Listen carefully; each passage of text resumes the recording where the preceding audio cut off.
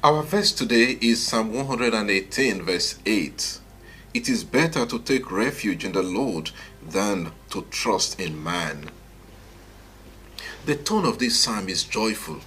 It is not sure when it was composed. However, it expresses the sentiments of the returnees from the Babylonian exile or a king rejoicing after emerging from victory over his enemies. This psalm is the last of the Hallel Psalms, Psalms 113 to 118. They are psalms of praise. The Jews usually recite these psalms verbatim in the synagogues on festive occasions.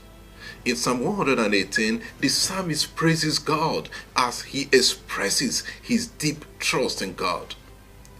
The psalm begins with thanksgiving to the Lord, verses 1 to 4, then a testimony of victory over his enemies, verses 5 to 9. Although his enemies surrounded him, God came to his rescue, verses 10 to 14. Based on that, he sings a victory song to celebrate his survival, verses 15 to 18. Our verse comes from the section where the psalmist gives testimony of victory over his enemies, and it says, "It is better to take refuge in the Lord than to trust in man." The psalmist trusted in God and was not afraid of the enemies who surrounded him. What does it mean to take refuge in the Lord and trust him? The Hebrew word chasar is rightly translated as to seek refuge. It also means to take shelter or flee for protection. When hiding from the rain, we either wear a raincoat or use an umbrella to prevent being wet. In the same way, when one is running away from danger, one seeks protection in a safe place.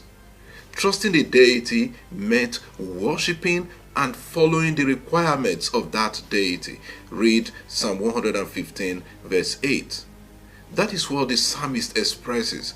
When the enemies were after his life, he had no safer place than run to God for safety, for protection, for care, for support.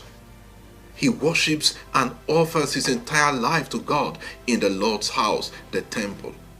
In the name of the Lord, he defeated his enemies. The second part of the verse completes the psalmist's thought, explaining why he fled to the Lord for protection. He could not put his trust in men. He could only trust the Lord.